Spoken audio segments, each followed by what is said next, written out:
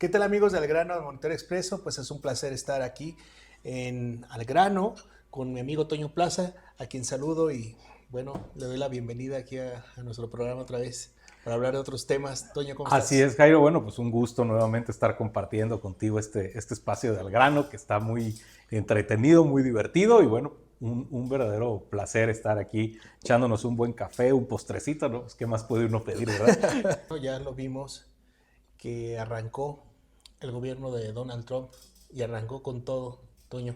¿Qué te parece todas estas declaraciones que se han vertido alrededor de la llegada de Donald Trump por segunda ocasión?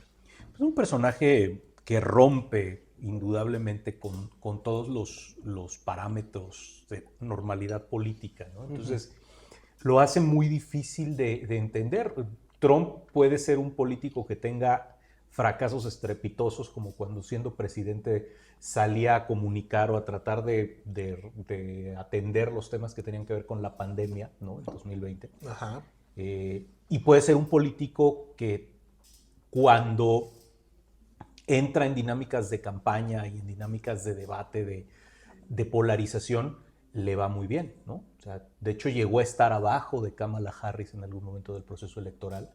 Y cuando ya mucha gente empezábamos a pensar que era posible la derrota de Trump, se empezó a reinventar, relanzó su campaña y logró darle la vuelta y terminó dándole a Kamala Harris una A paliza. ver, pero quien no estaba tomando en serio a Trump estaba equivocado. No, claro, O a sea, Trump hay que tomarlo siempre muy en es serio, ¿no? que, exactamente, Siempre muy acaba en de serio, salir, sí. estaba en el ojo del huracán con un proceso legal, que bueno, siendo presidente terminó este proceso, ¿no? Parte de este proceso que lo estaba llevando con la justicia norteamericana. Pero él en cuestión de las encuestas, sí pintaban algunos, digamos, estados donde realmente pues a Trump lo ponían muy abajo, pero esos estados no representaban mucho porque las elecciones en Estados Unidos son muy diferentes a las que Pero tenemos en otros países. aún así Trump ahora sí ganó todo, ¿no? Cuando le Claro. ganó a Hillary Clinton en 2016, Trump obtuvo casi 3 millones de votos menos que Hillary. O sea, que Hillary ganó el voto popular, ganó el voto de la gente y perdió en votos en el colegio electoral, que es por estados, que era lo que tú comentabas, Exacto, pero es que es que muy diferente. Pero ahora Trump ganó las dos. Hablando con mucha vehemencia al norteamericano de ascendencia, origen blanco, que tiene pues varias generaciones, digo, no podemos hablar de norteamericanos originarios, ¿no? Porque los norteamericanos, la gran mayoría son descendientes de migrantes, ¿no? no, porque los norteamericanos originarios los Están extinguieron, en una ¿no? reserva ahí por Las Vegas, ¿no? Los extinguieron, Entonces, sí, aparte. los indios americanos, no, pero son norteamericanos blancos que, entre otras cosas, viven en estados que han sufrido mucho la transición económica de las manufacturas. Es decir, Estados Unidos durante todo el siglo XX fue una gran nación manufacturera. La fuerza de Estados Unidos estaba en fabricar cosas, desde los ferrocarriles, el acero, la extracción del petróleo, los autos. Estados Unidos era una gran fábrica. Y luego hacia el último quinto, la última década y media, 2 décadas, pues viene este gran cambio mundial. ¿Y dónde se relocaliza toda la industria pesada del mundo? En el sudeste de Asia. A mí lo que me preocupa es escuchar al político mexicano que está ahorita al frente del gobierno federal. Hablamos de los que representan la 4T o de los gobiernos estatales, inclusive hasta de los diputados y congresistas que les debe interesar qué se va a hacer en cuestión de materia de migración, en cuestión de materia de seguridad. Y eso es lo que parece que dice, bueno, es que no, Obama sacó más migrantes, ¿no? De Estados Unidos, fue que expulsó más migrantes. Sí, pero ¿cómo lo va a hacer Trump? Es diferente. O sea, las formas son distintas. O sea, no es lo mismo que te agarran en la frontera y te regresen, vamos para atrás, o que pongan ciertos candados, o que llegues a acuerdos, porque lo que pasó la vez anterior, y se nos olvida, que Trump realmente sí puso un muro en México, y lo puso al sur de México, con un muro que le costó a los mexicanos. Tenía razón en su discurso. nada más que no lo queremos entender porque fue a través de la policía Y yo creo que hoy y la milicia, ¿no? para este Mexicana. segundo periodo, Trump está retomando ese modelo que de alguna forma le funcionó y está haciendo que México se sintonice con su política migratoria. O sea, él está imponiéndole a México su política migratoria. Pero ¿cómo ves la reacción? Es que es preocupante que te están diciendo cómo vienen las cosas. No, ya hemos tratado en el pasado con él. No, no es lo mismo. No, no es lo mismo. No es lo mismo, o sea, el tiempo que él gobernó, los problemas que se tuvo. Lo acabas de decir también, el tema del COVID en aquel momento, pues pausó muchas políticas que tenían los detuvo gobiernos. los gobiernos. Ajá. Entonces, esas pausas que se tuvo a nivel internacional con el tema del COVID fue muy distinto a lo que se viene ahora. O sea, lo estamos viendo. O sea, todos decían, no va a nombrar a los cárteles de droga como grupos terroristas. Se lo nombró. Bueno, lo dijo y lo hizo. Creo que el tema de la migración es el que más presión le va a poner a las políticas mexicanas.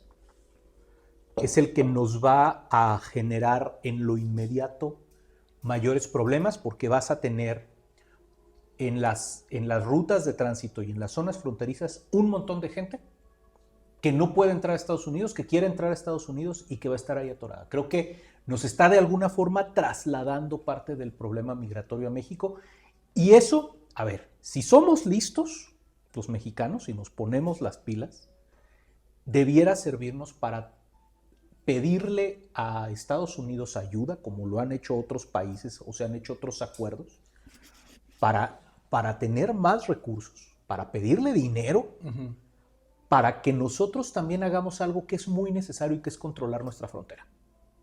Cerrando nada más con lo de la migración, yo creo que también ahí hay una oportunidad para que México vuelva a conectarse con sus migrantes. O sea, creo que especialmente durante los 6 años de López Obrador se rompió la relación del gobierno mexicano con los migrantes que están en los Estados Unidos, los mexicanos que están en los Estados Unidos. ¿En qué sentido se debilitaron las políticas públicas, se suprimieron muchos programas, se le quitó dinero a la red consular, se perdió el nexo político de diálogo, los canales de comunicación. Pero si cada mañanera presumía Andrés Manuel las remesas. Una cosa es que presumiera las remesas y otra cosa es que tuviera una política real y una cercanía con... Mira, hay muchos migrantes que simpatizan con él y aún así nunca se sentó con ellos, nunca hizo una gira para visitarlos, nunca... La única vez fue cuando estuvo en Nueva York y llegaron ahí a llevarle disque serenata 3 changos rentados por la embajada. Perdón, pero esas no son las comunidades migrantes mexicanas. Si hubieran ido los mexicanos que viven en Nueva York, no, serían otra. O sea, le hubieran llenado Central Park, ¿no? O sea, porque hay muchísimos, sobre todo en Nueva York hay mucha gente de Puebla. Entonces, me parece ahí que Donald Trump es la oportunidad del gobierno de Claudia Sheinbaum de restablecer vínculos reales, no con $100 y el IMSS Bienestar, o sea, eso no va a servir de nada, pero yo creo que sí es el momento de restablecer vínculos reales con las comunidades reales de migrantes. Sí, los 2,000 pesos pues que les ofreció en la cuestión de... Imagínate que te deportan, no digas de Estados Unidos, te deportan de Morelia. Te dicen, Jairo, te tienes que ir de Morelia ahorita, con lo que traes puesto. Vámonos. Y a donde llegas te reciben con $100 y un seguro que no atiende ni a los que están ahí, no a los que vienen de fuera. O sea, a ver. Pues si por esto te fuiste. O sea, el deportado viene de perder absolutamente todo, de perder casa, empleo, familia, bienes. No, pero también lo que no se está entendiendo, ¿por qué te fuiste del país? Que no todos tienen las mismas condiciones ni los mismos problemas y tienen otras circunstancias, ¿no? Pero la mayoría es por buscar mejorar su vida, porque aquí no lo encontró, porque quizás... A ver, no hay un migrante que viva mejor de donde salió que donde está, porque si fuera así se regresa. Tenemos en México ahorita miles de desplazados por el tema de la violencia, y eso tampoco no sabemos qué vamos a hacer con ellos, es decir, pues no te preocupes, regrésate y te mando a tu tierra de donde saliste huyendo porque te iban a matar. Y eso nos lleva al tema de seguridad, que a mí sí me parece por mucho el más preocupante. Y el que puede sabotear todo lo demás. Yo creo que, fíjate que, y termino con esto, yo creo que la migración es también lo que nos puede salvar. Porque un buen acuerdo migratorio con Trump, que ha hecho de este tema el prioritario de su agenda, puede ayudarnos a reducir la presión en el tema de seguridad, que es donde va a ser mayúsculo el tema. O sea, fíjate qué interesante. En Texas, en el estado, uno de los estados más trumpistas y más republicanos de los Estados Unidos, hay 2 millones de mexicanos indocumentados viviendo y trabajando en Texas. Entonces, ¿esto qué quiere decir? A ver, si ellos han tenido una política de mano dura. Es este gobernador que llenó los autobuses de indocumentados y los mandó a las ciudades gobernadas por los demócratas a Nueva York. No, y son los que formaban San patrullas. Francisco, y son los que andan ahí. Formando patrullas y que el muro. Bueno, tienen 2 millones de indocumentados trabajando. Retira esos 2 millones de indocumentados de la fuerza laboral de Texas. Y yo quiero ver que construyan las casas, que abran las oficinas. A ver, pero lo que me estás diciendo me suena muy Morena, porque eso es lo que no están preocupados, es porque ellos nos necesitan más que nosotros. A ver, yo creo que estamos completamente desbalanceados, Jairo. Yo creo que hay temas en los que no es tan dramático lo que va a suceder. Y hay temas y que los estamos queriendo ver con mucho fatalismo. Y hay temas en los que no estamos advirtiendo el peligro. Yo en el tema de migración lo que veo es que las ciudades mexicanas fronterizas y las rutas van a estar saturadas de gente, de población flotante, que no vas a tener capacidad de atender. Pero ya lo vimos. Dentro de muy poco tiempo. Pero ya lo vimos con Trump. ¿Sí? La vez pasada lo vimos. Sí, o sea, no es ningún misterio. No, y lo hemos visto. Y creo que en ese tema te doy toda la razón, no se está haciendo nada. ¿Qué pasa si el señor Trump de repente decide llenar autobuses de gente que tiene en la cárcel? Exacto. Y mandarla a México. Eso va a ser un problemón, porque a ver, tú no los puedes meter a la cárcel porque tú no los procesaste, sí, tú no cometieron un delito en tu país. Claro. Pero si tú sabes que ese señor que se está bajando del autobús violó 5 mujeres, lo vas a soltar. Entonces, si sabes que ese señor que se está bajando del autobús es distribuidor de drogas y que a lo mejor está vinculado con un cártel. Esa es parte de o está ahí metido porque asesinó a no sé quién. Pero eso es parte de lo que ha dicho en el discurso. Sí, claro. O sea, esos son las aristas que creo que son en las que tendríamos que estar concentrados. Pues eso es lo que dijo. Es Queremos decirle, regresar a los delincuentes, los que tienen señor un Trump, proceso. Pues no sea malito, no, eso sí no me los mande, ¿no? O sea, a ver, vamos, por eso te digo que se tendría que estar pensando en negociar un acuerdo migratorio de gran calado. La migración es yo diría, Jairo, que es el problema social que nadie ha podido resolver exitosamente en el mundo. Tema de seguridad, Toño, ¿cómo lo ves? Ese es el tema que más preocupación me da, porque mira, hay que entender algo. Esta clasificación no es una clasificación retórica ni ociosa. Es cambiar el aparato que persigue, el aparato del Estado que persigue a esas agrupaciones. Para decirlo bien sencillo, hasta ayer, antes de que se firmara esa orden ejecutiva, para perseguir a un narcotraficante mexicano, los estadounidenses utilizaban a la DEA, a la agencia para Drug Enforcement Agency, la agencia que se encarga de hacer efectiva la política de drogas, ¿no? Entonces, si la DEA decía fulanito tal es narcotraficante, tenía que investigarlo, armar, digamos, lo que aquí en México conocemos como una carpeta de investigación, ir ante un juez, pedirle una orden, ir al Departamento de Estado. Tener pruebas, sobre todo. Sí, claro, sí. Obtener la orden, ir al Departamento de Estado, que el Departamento de Estado le pidiera a la Fiscalía de México permiso, que la Fiscalía revisara la investigación y dijera, sí, efectivamente aquí hay una probable comisión de un delito, y dijera, bueno, ahora sí vamos a perseguirlo. Ese es el proceso. Ujú. Porque es un proceso en el que además esta persona, cuando la arresten, la van a llevar ante un juez, van a tener que acreditar que fue arrestado, que se le respetaron sus derechos humanos, que no estuvo incomunicado, que lo trataron bien, y lo van a terminar llevando a una corte de Brooklyn como a García Luna, como al Mayo, como al Chapo, lo van a tener y lo van a meter a la cárcel. Así funcionaba. ¿Cómo puede? No necesariamente, pero ¿cómo puede funcionar a partir de ahora? Puede ser que en alguna oficina del Pentágono, porque ahora ya no nos entendemos con la DEA, nos entendemos con los militares, con el Estado Mayor Conjunto y con la CIA, porque son los brazos operativos. Uh-huh. Digan, oye, pues ahí tenemos la sospecha de que esta persona puede estar, pues intervengan en las comunicaciones, pónganle cámaras, mándenle drones, espíalo a través de satélites. Uh-huh. Oye, pues sí, ya vimos que sí. ¿Sabes qué? Vayan por él. Y lo van a decidir dos pelados sentados en una oficina. Vayan por él. Y te pueden mandar un helicóptero con tropas de élite y sacarlo a las 3 de la madrugada de su casa, de las patas, llevárselo a Guantánamo o llevárselo a un lugar de la tierra que ni tú ni yo sabemos dónde está, ni lo sabremos nunca, uh-huh. Torturarlo, desaparecerlo y hacerle lo que sea. O van a poder decir, oye, ahí en esa casa están produciendo fentanilo. Pues atácala con un dron, atácala con un misil teledirigido lanzado desde un barco en el Océano Pacífico, uh-huh.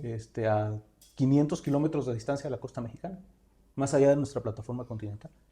O atácalo desde un helicóptero, o haz un acuerdo con el cártel A para atacar al cártel B, dale armas al cártel A para uh-huh. que ataque al cártel B, avísale al cártel B que el cártel A está moviendo esto para que los ataquen y destruyan esto y lo otro. O sea, porque es una lógica de guerra y no requieren ningún control judicial. Claro que no, porque no necesitan permiso de los mexicanos, no necesitan de nada porque ellos ya lo están viendo como una amenaza de seguridad nacional que necesita ser anulada. No como un tema de procuración de justicia en que hay que llevar a un responsable a que pague ante la ley. Hicieron una investigación, no sé si la recuerdas, en New York Times, donde pasan de una cocinita y que lo están... Y dicen, no cumple con la norma oficial mexicana, ¿no? Eso fue ridículo. Yo me quedé, ¿es en serio lo que están diciendo nuestras autoridades? O sea, a ver, pues muy en línea con el discurso del gobierno pasado, que dice, no, es que aquí no. No, pero decir, es que tiene que tener, o sea, tú llegas y revisas a ver, ¿dónde producen fentanilo? Les voy a decir cómo se tiene que producir. Aquí lo censuran, por favor. ¿Cómo se va a producir? A ver, ¿dónde está? A ver si cumples, no cumples con lo que está especificado aquí para poder producir. O sea, es que una cocinita así no se puede, tienes que ser un laboratorio. Pues tan se puede que se produce. O sea, el problema es que esta sustancia es tan rentable que da para todo. O sea, a ver, cuando empezó el narcotráfico en México, tú te llevabas un camión de marihuana, eso sí la puedes decir, a Estados Unidos y regresabas. De María Juana. Y regresabas con un portafolio de dólares. Sí. Hoy te llevas un portafolio de esta sustancia y regresas con un camión de dólares.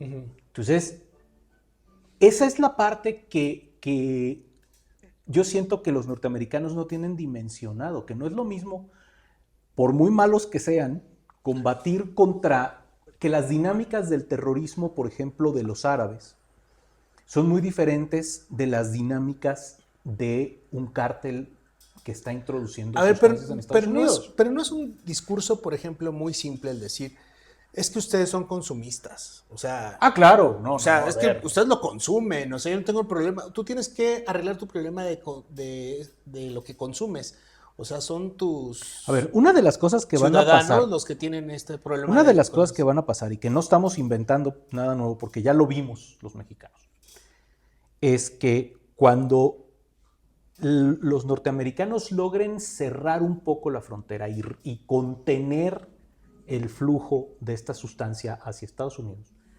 pues esta sustancia no es que la vayan a tirar a la basura, Jairo. La van a ir a vender afuera de las escuelas, La van a ir a vender a los antros donde hoy no la venden. ¿Por qué? ¿Por qué en México hay menos consumo de esta droga y por qué hay menos disponibilidad de esta droga? Porque es mejor negocio mandarlo a Estados Unidos. Claro. Ya pasó con la coca. Cuando se saturó el mercado de coca a principios de este siglo, lo que empezó a suceder es que los cárteles mandaron los excedentes a venderlos en las ciudades. Y eso cambió la lógica del narcotráfico en México para siempre. ¿Aquí en Michoacán cómo andamos? Que Michoacán, a ver, Nos debería preocupar como michoacanos sabiendo que somos de los estados donde más migrantes tenemos, donde el tipo de crimen organizado está muy arraigado. Y que lo que va a suceder es que en el momento en que haya un ataque recurrente desde las fuerzas de Estados Unidos dedicadas a perseguir esto, ya directamente, ellos lo que van a hacer es van a ir a destruir los laboratorios. Eso es la lógica de ellos, porque ellos, a ver, los que están celebrando lo de la declaración de los cárteles no entienden que lo primero que tienen que entender es que a los norteamericanos no les importa un carajo lo que pase con México.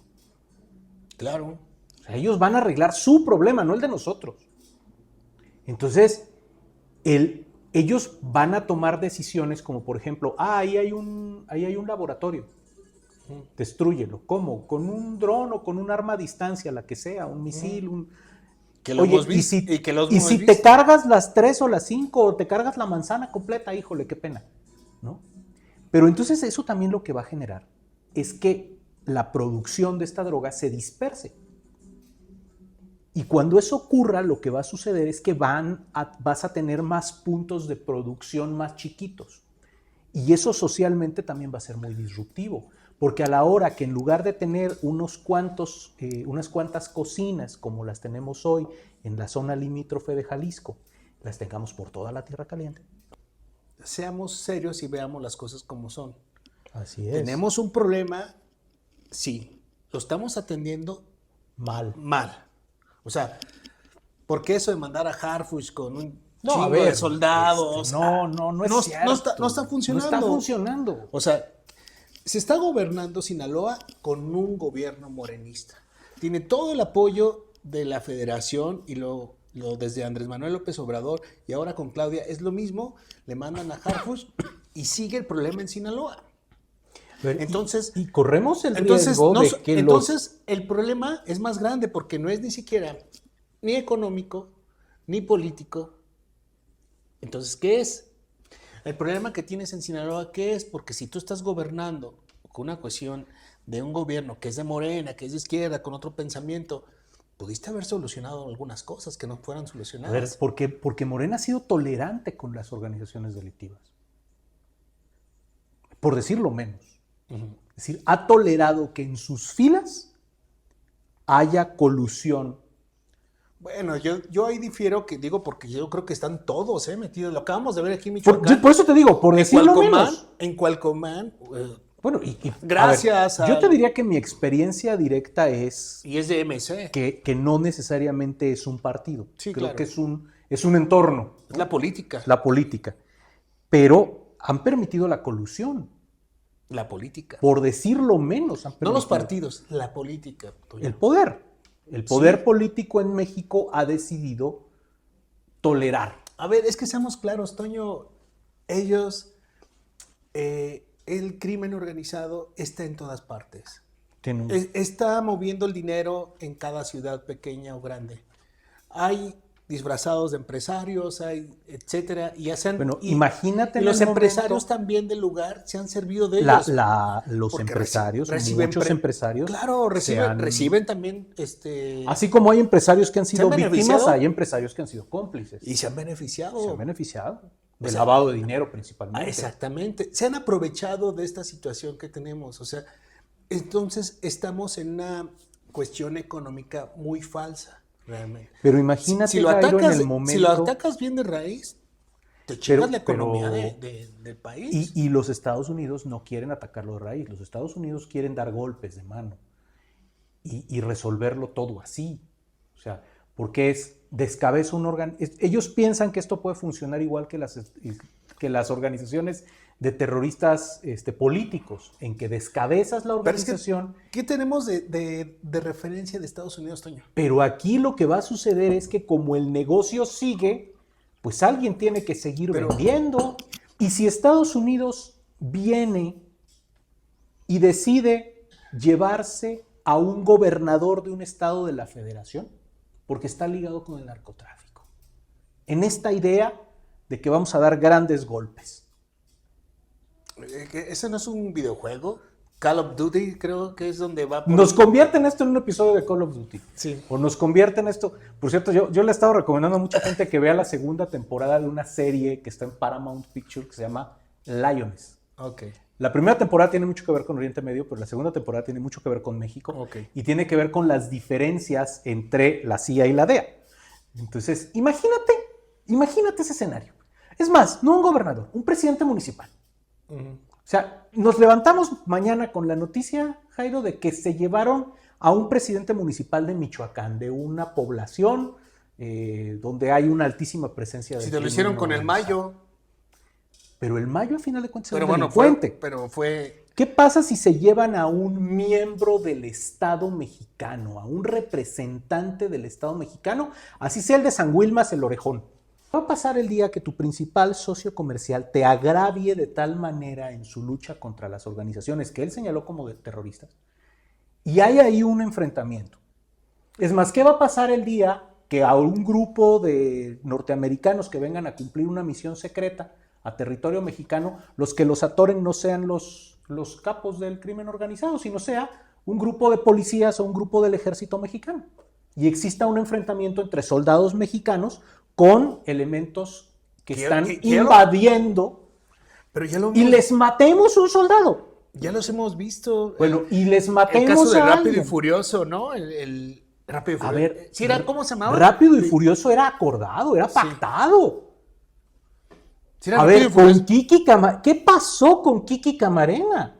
A Kiki Camarena lo mataron los narcos en el cumplimiento de su deber del que el Estado mexicano tenía conocimiento. Y las relaciones pues ahí estaba Caro, ¿no? Políticas se enfriaron durante más de una década. ¿Qué va a pasar el día que unos soldados mexicanos, hasta por mala suerte, tumben un helicóptero gringo que ande haciendo una misión secreta para llevarse de las orejas a un capo o para destruir un narcolaboratorio? ¿Cómo lo explicas?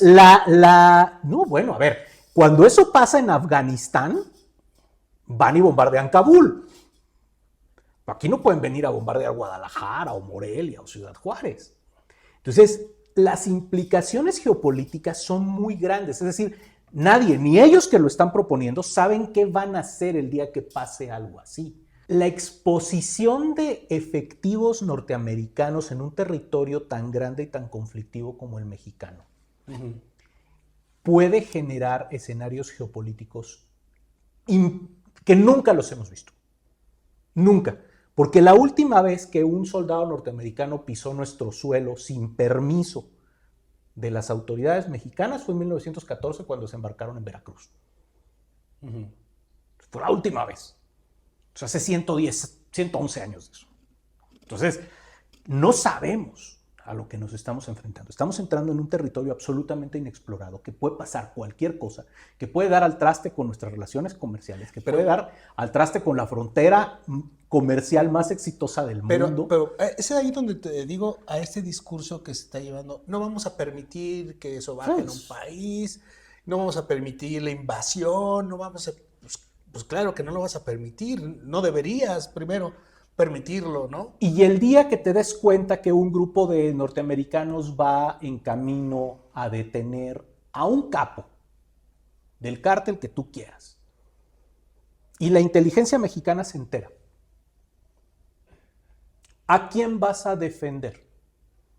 ¿Le vas a ir a ayudar a los gringos a que caiga un delincuente que le hace un gran daño a México, que tiene muertos, que tiene órdenes de aprehensión? ¿O vas a ir a defender que no se lo lleven secuestrado a Estados Unidos? Es más, si hubieran sabido de la detención del Mayo Zambada, ¿qué hubiera hecho el gobierno mexicano?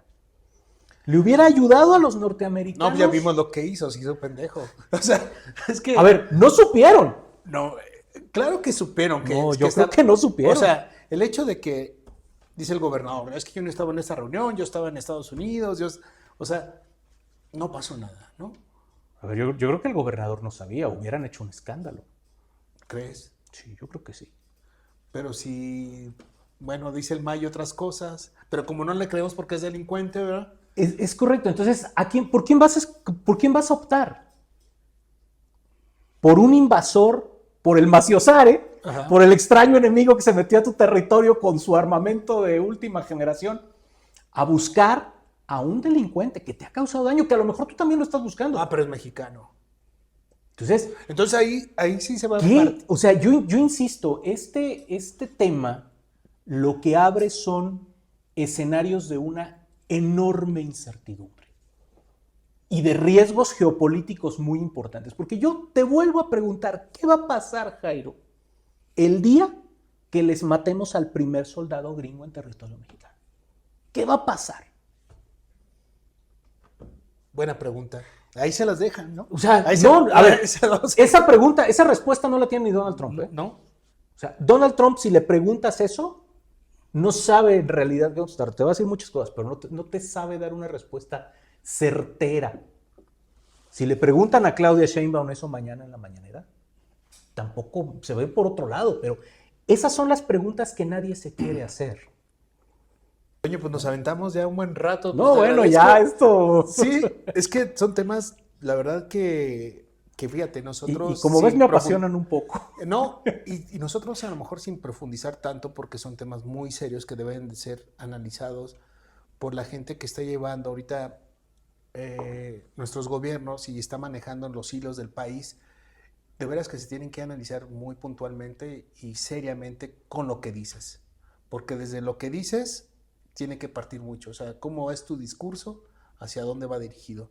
Porque eso de empezar otra vez a polarizar, los gringos siempre han sido unos culeros, los gringos son nefastos, los gringos son bien consumidores y pues por eso se los vendemos. Y a ver, sí, los gringos y nosotros como mexicanos también tenemos un problema muy serio.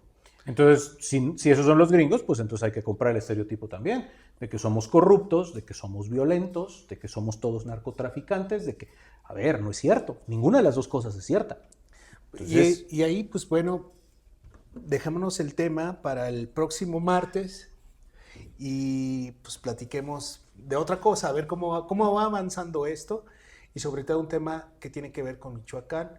Acabamos de vivir unas semanas muy violentas en el estado, que también tuvo, digamos, una repercusión en la capital, ¿no? En algunos bares, que por cierto, eso lo vamos a platicar porque es para analizarlo, de cómo se dan estas situaciones en ciertos lugares, ¿no? En ciertos lugares donde pues va la gente a divertirse, a tomarse un trago, etcétera, pero parece que tiene un patrón que se está repitiendo y eso lo vamos a analizar si quieres, ¿te parece el martes? claro que sí, con gusto. ¿Sale? Nos quedamos pendientes con el tema de seguridad aquí en Michoacán. Sale, nos vemos.